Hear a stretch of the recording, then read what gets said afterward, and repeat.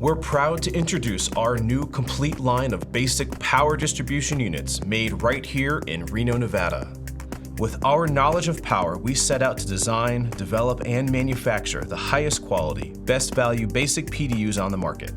We thought about what our customers would want, and we went from there to build this innovative new PDU line from the ground up.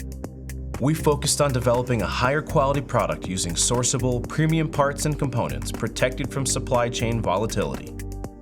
They're built in the US from TAA-Compliant parts, including high-end 10 kiloamp hydraulic magnetic breakers, and are available in a variety of configurations. We can offer reduced lead times, provide better quality, and give you the support and service that NConnex is known for, all the way through delivery to you.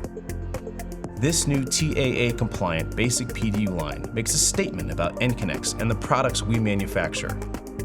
As a born leader in the data center and IT infrastructure industry, these Made in America PDUs represent how we think of ourselves at NConnex, a hardworking group of motivated leaders committed to solving problems for you, our customer.